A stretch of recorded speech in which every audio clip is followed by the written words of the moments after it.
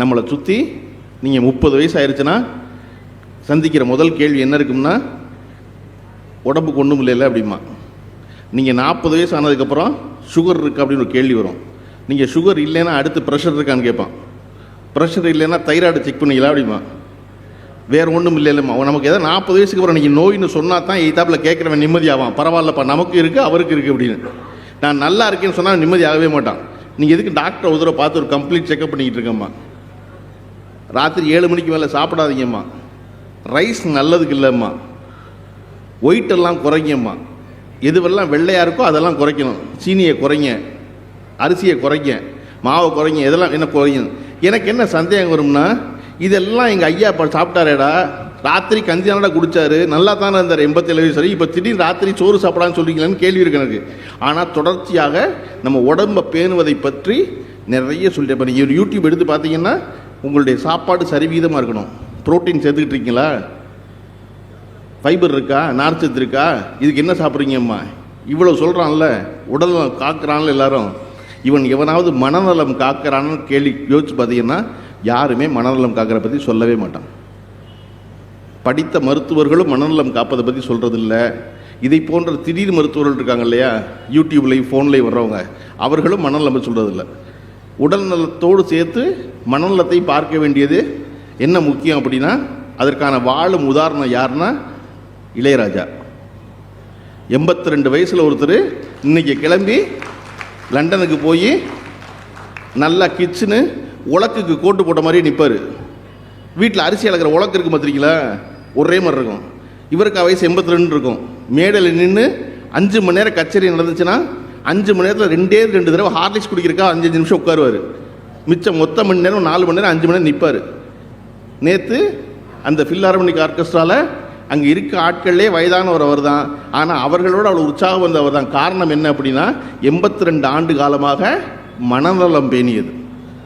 ஒருத்தர் எப்படி உடம்பை ரொம்ப நல்லா வச்சுக்கிறாரோ அப்படி நினைவாற்றலையும் மூளையும் ரொம்ப நல்லா வச்சுக்கிற முக்கியம். நினச்சி பாருங்கள், 75 வாத்திய கலைஞர்கள் வாசிப்பதற்கு எந்த குழப்பமும் இல்லாமல் ஒவ்வொரு 16 மணி நேரம் இடைவெளியாக 4 துண்டு புதிய இசை ஒன்றை எழுதி அதை உலகம் வியக்கும் வண்ணம் ஒருத்தர் 82 வயசில் செஞ்சுட்டு சென்னை ஏர்போர்ட்டில், நான் 82 வயசு நினச்சிக்காதீங்க, இதுதான் தொடக்கம், இனிமே தான் நிறைய செய்ய போகிறேன்னு ஒருத்தர் உற்சாகமாக பேசுகிற காரணம் அவருடைய மனநலம் மிக நன்றாக இருந்தது. அப்போ அந்த மனநலத்தை ஞாபகத்தை நம்ம செய்யணும்னு என்ன செய்கிறது? நமக்கு 40 வயசில் ஃபோன் நம்பர் ஞாபகத்துக்கு வர மாட்டேங்குது. அவர் ஒரு நல்ல பாட்டு கேட்டேன், அது என்ன பாட்டு அப்படின்னு. டேய், நல்ல பாட்டை நான் எப்படி யோசிப்பேனி? அந்த 3வது ஒருத்தர் இருந்தார், ஞாபகம் இருக்க உனக்கு, பேங்க்கில் கூட வேலை பார்த்தாரு அப்படின்னு பொண்டாட்டி கூப்பிட்டு கேட்பான் 40 வயசில். ஏன் மறக்குது? நல்ல பாட்டு மறக்குது, பேங்க்கில் வேலை பார்த்தவர் மறக்குது, நல்லா தெரிஞ்ச ஒரு ஆள் மறக்குது, பேர் மறக்குது, படித்த புத்தகம் மறக்குது, போக வேண்டிய பஸ் நம்பர் மறக்குது, எல்லாமே மறக்குது. ஏன் அப்படின்னா அந்த மூளையை தொடர்ச்சியாக அதற்கு பயிற்சி படுத்தாமல் இருக்குது. அப்போ எப்படி பயிற்சி படுத்துறது அப்படின்னா, அதற்கான ஒரே ஒரு வழி புத்தகம் வாசிப்பது என்பது தான்.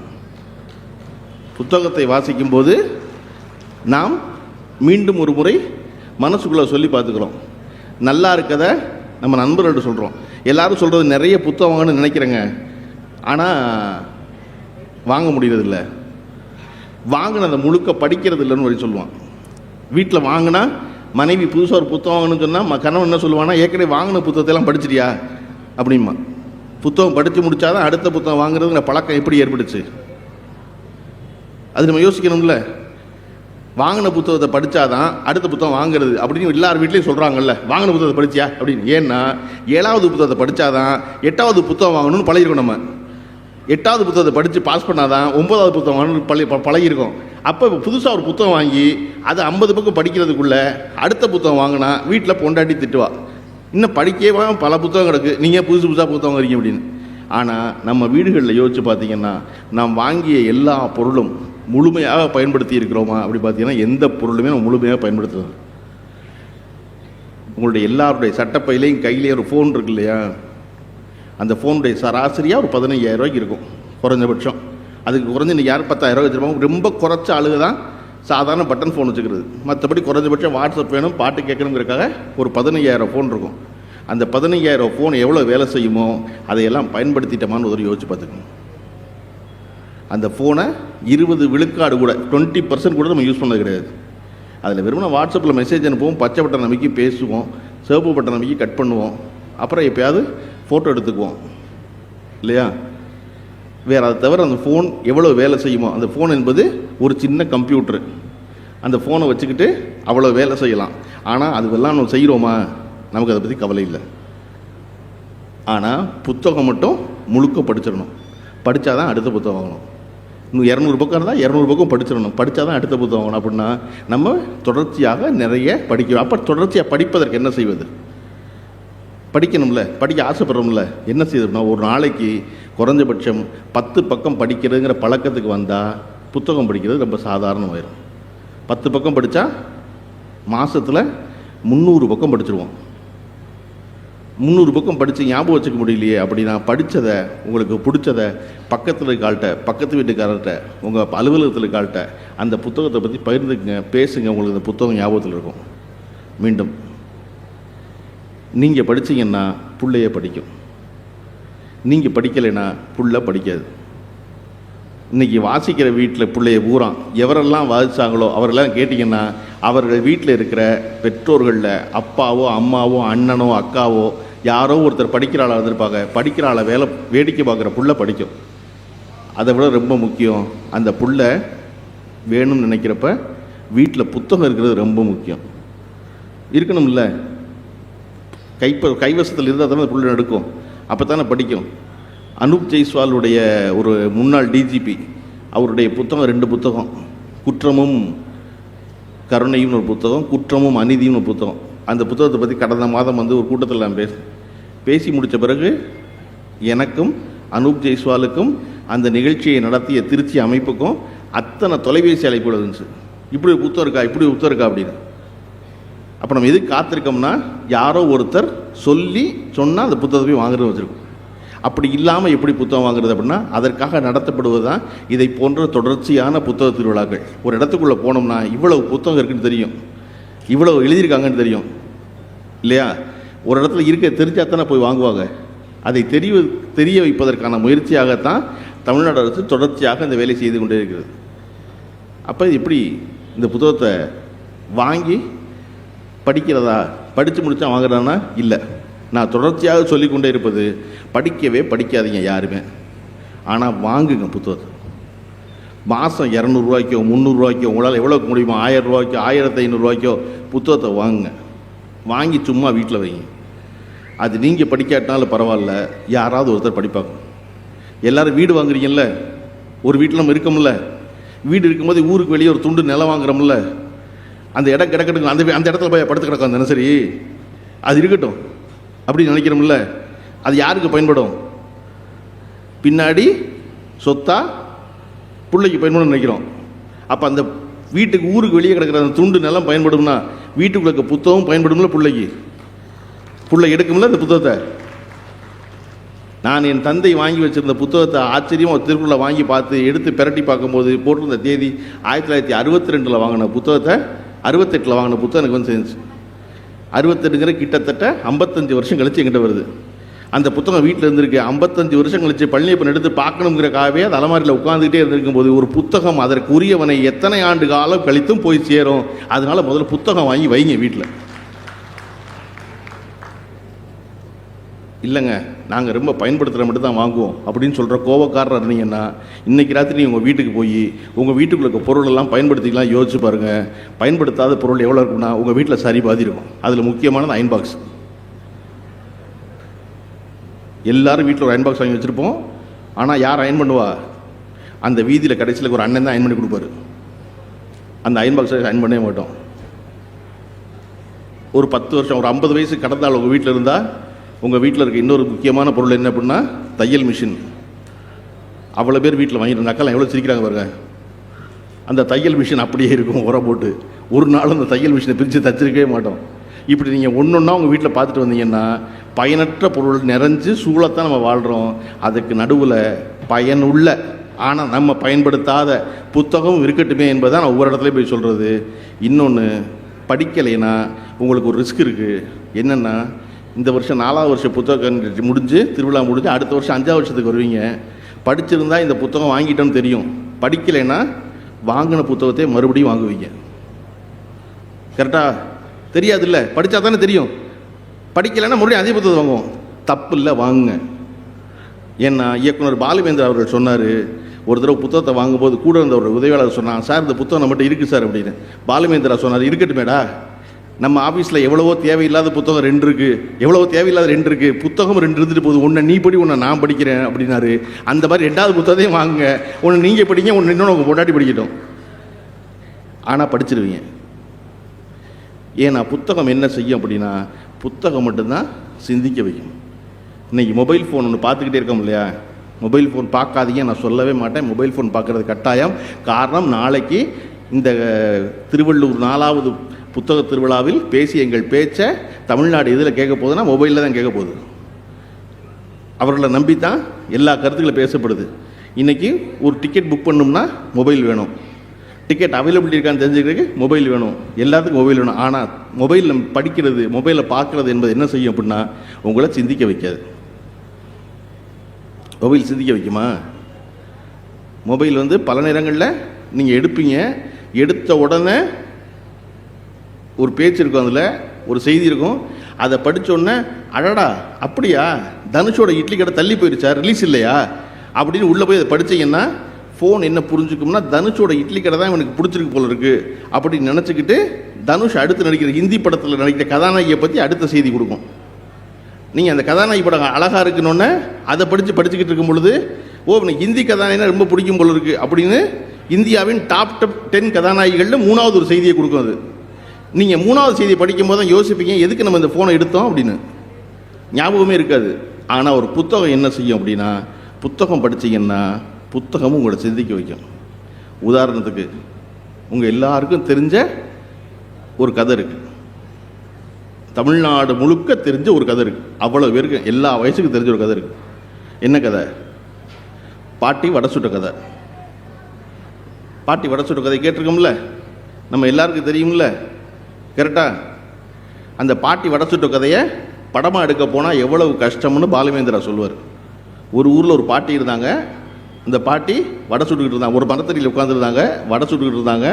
காக்கா வந்துச்சு, ஒரு வடையை தூக்கிட்டு போணுச்சு, மரத்தில் உட்காந்துருந்துச்சு. நரி வந்துச்சு, காக்கா ஒரு பாட்டு பாடுனுச்சு, காக்கா காக்கான்னு கத்துனுச்சு, வடை கீழே விழுந்துருச்சு, நரி தூக்கிட்டு ஓடிடுச்சு. தான் கதை. இந்த கதையில் ஒரு குழப்பம் இல்லை. இந்த கதையை படமாக எடுக்க போனால் என்னாகும்?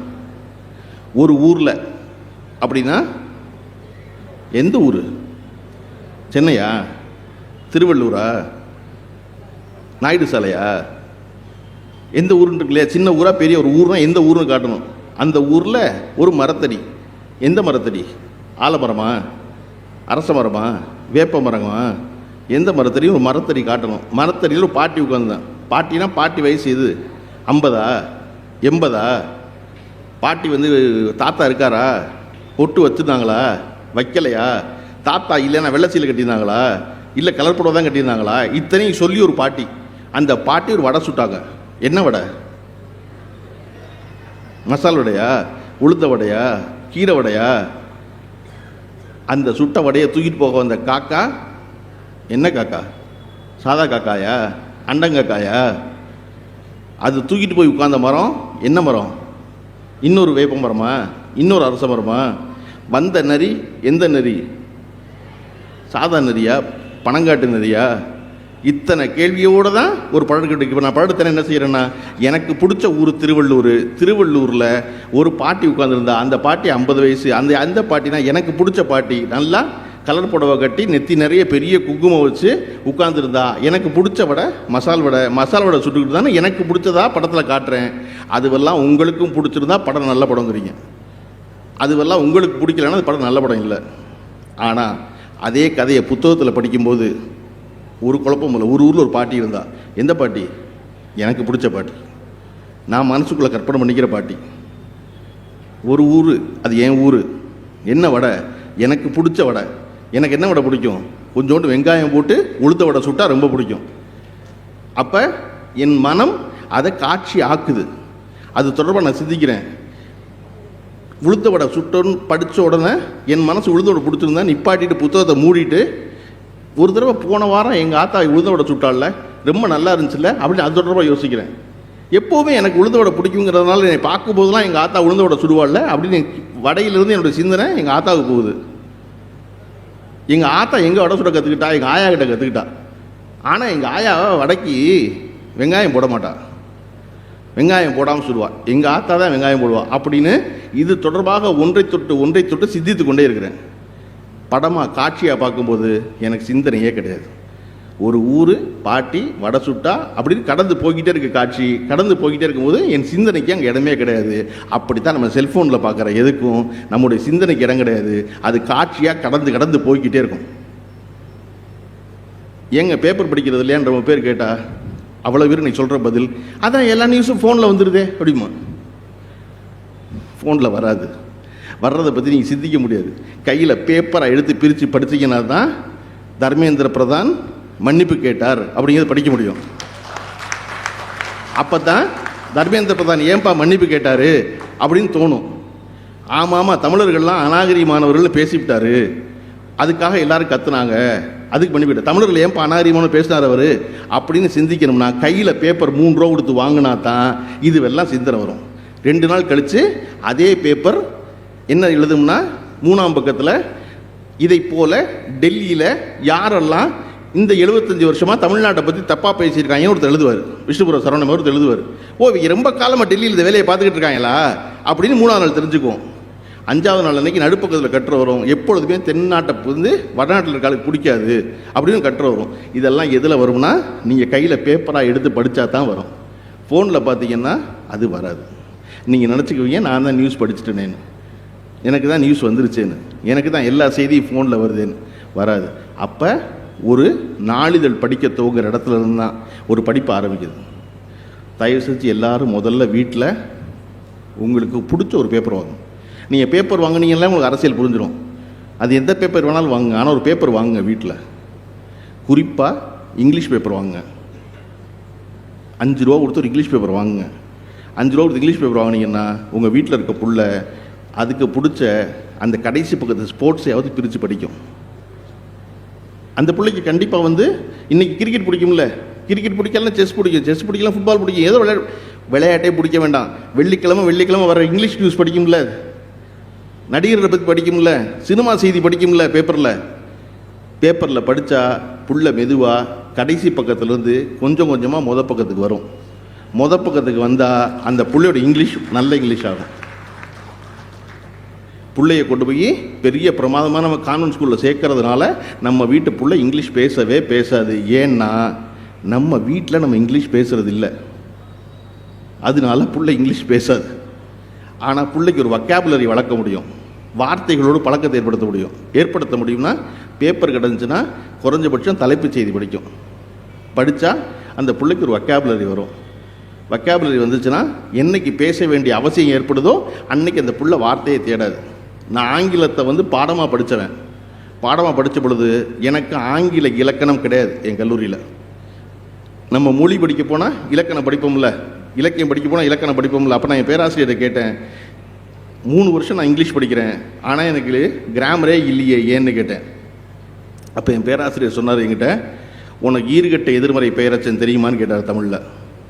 அப்படின்னா அப்படின்னு நான் ஈறுகட்ட எதிர்மறை பெயரச்சன் தெரியாமல் தான் நல்ல தமிழ் பேசுகிற நீ, தமிழ் இலக்கணம் ஏதாவது உனக்கு தெரியுமா? தெரியாது அப்படின்னு. நல்ல தமிழ் பேசுகிறேல்ல? ஆமாம். எப்படி பேசுகிறேன்? பேசுகிற அதனால் நல்ல தமிழ் பேசுகிற. அப்படி இங்கிலீஷை பேசு, நல்ல இங்கிலீஷ் பேசுவேன். உனக்கு எதுக்குடா கிராமர்னாரு. நீங்கள் ப்ரெசன்ட் டென்ஸும் பாஸ்ட் டென்ஸும் ப்ரெசன்ட் ஃபியூச்சரும் சொன்னீங்கன்னா குழப்பம்தான் வரும். இஸ்ஸா வாசா வில்லா உட்டா அப்படின்னு தேவையில்லை, அதை பேசு வந்துடும்னாரு. அப்போ பேசுவதற்கு நமக்கு வார்த்தை வேணும். வார்த்தை இல்லாததுனால தான் இன்றைக்கி டெலிவிஷனில் அவ்வளோ பேரும் சார் நீங்கள் வேறு லெவல் சாருங்கிறான், நீங்கள் வேறு மாதிரி சாருங்கிறான், வச்சு செஞ்சிட்டீங்க சாருங்கிறான். இதை தவிர வேறு ஒன்றுமே ஏன் சொல்ல மாட்டேங்கிறான்? வார்த்தை கிடையாது. வார்த்தை பேச வரணும்ல. எப்போ வரும்? புத்தகம் படித்தா வார்த்தை தெரியும். தமிழில் ஒவ்வொரு சொல்லுக்கும் 20 வார்த்தை வச்சுருக்கோம், தெரியணும்ல, தெரிஞ்சால் தானே சொல்லுவான். அதை போல் இங்கிலீஷ் சொல்லணும்னா, இங்கிலீஷில் பேசணும்னா அதை படிக்க தொடங்கணும். வாசிப்பதன் மூலமாக மட்டும்தான் உங்களுடைய மனம் நலன் பெறும். வாசிப்பதன் மூலமாக மட்டும்தான் நீங்கள் அடுத்த இடத்துக்கு சிந்திக்க பழகுவீங்க. வாசிப்பதன் மூலமாக மட்டும்தான் நீங்கள் புதிய வார்த்தைகளை பழகுவீங்க. வாசிப்பதன் மூலமாக மட்டும்தான் நீங்கள் தடையின்றி உங்களுடைய கருத்தை உங்களுக்கு அருகில் இருக்க ஒருவனுக்கு விளங்கும் வண்ணம் எடுத்து சொல்ல முடியும். அதனால தான் தொடர்ச்சியாக எல்லோரும் எதையாவது வாசிகள். எல்லாரும் அடுத்து கேட்குற கேள்வி, எதை வாசிப்பது என்று. எனக்கு ஏதாவது ஒன்று சொல்லுங்கள் அப்படின்னு. தயவு செஞ்சு யார்கிட்டையும் போய் புத்தகத்தில் ரெக்கமெண்டேஷன் கேட்காது. இதை போல் நடக்கிற ஒரு பெரிய புத்தக திருவிழாக்களில் பிள்ளைகளை கூட்டிகிட்டு வாங்க, நீங்கள் போங்க, பாருங்கள். ஒவ்வொரு புத்தகத்துக்கும் முன்னையும் பின்னையும் ஏதோ ஒன்று இருக்கும், 4 வரி. அதை படிங்க. அதை படித்ததில் 4 வரி உங்களை ஈர்த்தா அந்த புத்தகத்தை வாங்க. ஏன்னா எனக்கு பிடிச்ச புத்தகம் உங்களுக்கு பிடிச்ச புத்தகமாக இருக்க வேண்டிய அவசியமே இல்லை. நான் நல்ல புத்தகம் சொல்கிற புத்தகம் நல்ல புத்தகமாக இருக்க வேண்டிய கட்டாயமே இல்லை. நான் இலக்கியம் என்று சொல்வது இலக்கியமாக இருக்க வேண்டிய அவசியமே இல்லை. அது நீங்கள் சம்மந்தப்பட்டது. என் வகுப்பறையில், இலக்கிய வகுப்பறையில் சொல்லப்பட்ட முதல் நாள் சொல்லப்பட்டது என்ன அப்படின்னா, நீங்கள் எல்லோரும் கொடுத்து வைத்தவர்கள் இலக்கியம் படிக்க வந்திருக்கீங்க. ஏன்னா இங்கே எந்த வரையறையும் கிடையாது. நீ கணக்கு படிக்க போனால், கெமிஸ்ட்ரி படிக்க போனால், ஃபிசிக்ஸ் படிக்க போனால் ரூல் இருக்குது. இது இப்படித்தான் ஒரு ரூல் இருக்குது. லிட்ரேச்சரில், இலக்கியத்தில் ரூல் கிடையாது. நாங்கள் சிறந்த புத்தகம் நினச்ச 40 வச்சுருக்கோம் பாடமாக. அது உனக்கு சிறந்ததாக இருக்குன்னு அவசியம் இல்லை. நீ படிச்சுட்டு இதெல்லாம் ஒரு புத்தகம், இதை பாடமாக வச்சுருக்கலாம் அப்படின்னு கூட நீ பரீட்சையில் எழுதலாம். அந்த வாய்ப்பு இலக்கியம் படிக்கிறவனுக்கு மட்டும்தான் இருக்குது. நீங்கள் அதை எழுதுன்னு விரும்புகிறேன்னு சொல்லித்தான் முதல் வகுப்பறையே ஆரம்பிச்சு. ஷேக்ஸ்பியர் இன்னைக்கு உலகம் பூரா கொண்டாடப்படுகிறாரே, ஏன்? சிறந்த இலக்கியம் நம்ம இதையெல்லாம் சொல்கிறோம். எதுன்னா, ஏற்கனவே நமக்கு தெரிந்த ஒன்றை அவர் கதையாக எழுதினால் அது சிறந்ததுங்கிறோம். வாழ்க்கையே ஒரு நாடக மேடை, அதில் ஆணும் பெண்ணும் நாடக மாந்தர்கள் அப்படின்னா ஷேக்ஸ்பியருடைய பாப்புலரான வரியில் ஒரு வரி, world is a stage, men and women are பிளேயர்ஸ்னு. இது உலகமே ஒரு நாடக மேடை தானே, அவரவர் ரோலை பண்ணுறோம் அப்படின்னு. இதை படித்த உடனே நமக்கு ஏன் பிடிக்குது அப்படின்னா, நமக்கு தெரியுது, ஆமாம்ல, நான் என் முதல்கிட்ட நடிக்கிறேன், என் பொண்டாட்டி எங்கிட்ட நடிக்கிறா, ஒரு சேலை பட்டுப்புடவை வாங்கணும்னா எவ்வளவு பணிவாக நடந்துக்கிறா, என்கிட்ட எப்படி நடிக்கிறா எனக்கு தெரியுது, பரவாயில்ல பொண்டாட்டி தானே அப்படின்னு நினச்சிக்கிட்டு தெரியாதது போல் அவளுக்கு வாங்கி கொடுக்குறேன். நான் ஒரு நாள் லீவ் வேணும்னா போய் என் முதலாளிட்ட எவ்வளோ நடிக்கிறேன், சாருங்கிறேன். முதலாளிக்கு தெரியும், சரி லீவ் வேணும் போலக்கு, அதான் ரொம்ப கெஞ்சிரான்னு, அவர் ரொம்ப பணிவாக இருக்கான்னு. அப்போ அவர் லீவ் கொடுக்குறாரு. அப்போது நம்ம எல்லாரும் நடிக்கிறோன்னு எல்லாருக்கும் தெரியுது. அதை ஷேக்ஸ்பியர் எழுத போகும் பொழுது, ரொம்ப நல்லா எழுதியிருக்கான்ல அப்படிங்கிறோம். ஏன்னா அது ஏற்கனவே எனக்கு தெரியும். எது சிறந்த இலக்கியமாகுது அப்படின்னா, எது ஏற்கனவே எனக்கு தெரியுமோ அதை ஒருத்தர் வார்த்தையில் வடிக்கும்போது நல்லா எழுதுறாருல அப்படிங்கிறோம். இளையராஜாவுடைய பாட்டு நமக்கு ஏன் ரொம்ப பிடிக்குது? எல்லா பாட்டும் ஏற்கனவே நம்ம எங்கேயோ கேட்ட மாதிரியே இருக்கும். இந்த பாட்டு கேட்டிருக்கோம் நம்ம அப்படின்னு இருக்கும். அது ஏதோ ஒரு காலத்தில் எங்கேயோ கேட்டது போல இருக்கும். அந்த மனசுக்குள்ளே இருக்க பாட்டு, அதை சொல்லுவதால் இளையராஜா அவ்வளோ பிடிச்சிருக்கு. அதை போல எப்பொழுதும் எனக்கு என்ன தெரியுமோ, நான் எதை விரும்புகிறேனோ அதுதான் சிறந்த இலக்கியமாக பார்க்கப்படுகிறது. அது இல்லாமல் ஒன்று இருக்கா? ஒன்று இருக்குது. எது அப்படின்னா, இப்படியெல்லாம் இருக்கா, எனக்கு தெரியாத உலகம் ஒன்று இருக்குல்ல, அதையும் இலக்கியமே தான் காட்டுகிறது. நீங்கள் தோட்டி மகன்னு ஒரு நாவல் இருக்கும், ஒரு ரொம்ப சின்ன நாவல். எடுத்து படித்து பார்த்தீங்கன்னா, வாங்கி படித்து பார்த்தீங்கன்னா, ஒரு புத்தகம் உங்களை படித்தா சிரிக்க வைக்கும். படிக்கும்போது சிரிப்பீங்கல்ல, படித்தா ரொம்ப மனம் கனத்து அழுக வரும் இல்லையா, படித்தா ரொம்ப பிடிச்சிருக்க மாதிரி தோணும். ஒரு புத்தகம் படிக்கும்போது நாருமா? புத்தகம் எப்படிப்பா நாரும் அப்படின்னா, தோட்டி மகன் வாங்கி படிக்க நாரும் புத்தகம். அது கழிப்பறைகளை சுத்தம் செய்து கொண்டிருக்கிற மலக்கூடைய தலையில் சுமந்துட்டு போகிற ஒருத்தன் கதை. அவன் பிள்ளைய படிக்க வச்சுன்னு நினைப்பான். அந்த புத்தகம் படிச்சிங்கன்னா உங்களுக்கு நாரும். இவ்வளவு மோசமான நிலையிலா இன்னும் மனிதர்கள் வாழ்ந்து கொண்டிருக்கிறார்கள். இன்னமும் பிறருடைய கழிவை சுத்தம் பண்ணுறது ஒருத்தர் பண்ணிக்கிட்டு இருக்கான தலையில் தூக்கி அப்படிங்கிற எண்ணம் இருக்கு இல்லையா, அது எனக்கு அறியாத இடம். அறியாத ஒன்றை அறிந்து கொள்வதும் புத்தகம் மூலமாக தான் அறிந்து கொள்கிறோம். நமக்கு தெரிந்தது ஒன்றை ரசிப்பது ஒன்று, தெரியாத ஒன்றை ஆச்சரியமாக தெரிஞ்சுக்கிறதும், அவர்களுடைய வலிக்காக நம்ம வேதனைப்படுவதும் புத்தகங்கள் வழியாக அப்படி தான் நடக்கும். காந்திய ரயில்வே லைன்லேருந்து கீழே தள்ளினா நிறவரி கொண்ட ஒரு தென்னாப்பிரிக்கனுக்கு நமக்கு தெரியுமா இருக்காது, பார்த்தோமா? ஆனால் புத்தகங்கள் வழியாக பார்த்தோம். நம்ம எல்லாருடைய மனசுக்குள்ளேயும் காந்தி ஒரு தடவை ரயிலிருந்து தள்ளப்பட்ட நினைவு நமக்கு இருக்கு. காரணம் புத்தகங்கள்னால இல்லையா? பெரியார் அணையிலிருந்து மதுரையை வளப்படுத்திய பென்னி குயிக்கிற ஒரு வெள்ளக்காரை கட்டின டேம் நமக்கு தெரியாது, வெள்ளக்காரன் நமக்கு தெரியாது, பென்னிக்விக் தெரியாது. ஆனால் இன்றைக்கி பென்னிக்விக் வாழ்க்கை மொத்தமும் தெரிவதற்கான காரணம் அது ஒரு புத்தகமாக வந்திருப்பது தான். பெர்லின் சுவர் கட்டப்பட்டது தெரியாது, இடிக்கப்பட்டதும் தெரியாது. ஆனால் அங்கே கட்டப்பட்டது, அதன் பின்னால் இடிக்கப்பட்டது அப்படின்னு ஜெர்மனியை பற்றி தெரிந்ததற்கு காரணம் புத்தகங்கள் தான். இத்தனையும் நாம் புத்தகங்கள் வழியாகத்தான் தெரிந்து கொள்கிறோம். தொடர்ச்சியாக இதை போல எல்லாவற்றையும் அறிந்து நம்மை உயிர்ப்போடு வைத்திருப்பது. என்னுடைய வாழ்க்கை என்பது என்ன, ஒரு 70 ஆண்டு காலம் அதிகபட்சம். ரொம்ப ஒழுக்கமாக இருந்து, ஒழுங்கான சாப்பாட்டோடு இருந்து, நல்ல பொண்டாட்டி, துன்பப்படுத்தாத பொண்டாட்டி வாச்சா ஒரு 10 வருஷம் கூடும், 80 வருஷமாக. இது பொண்டாட்டிக்கும் பொருந்தும்.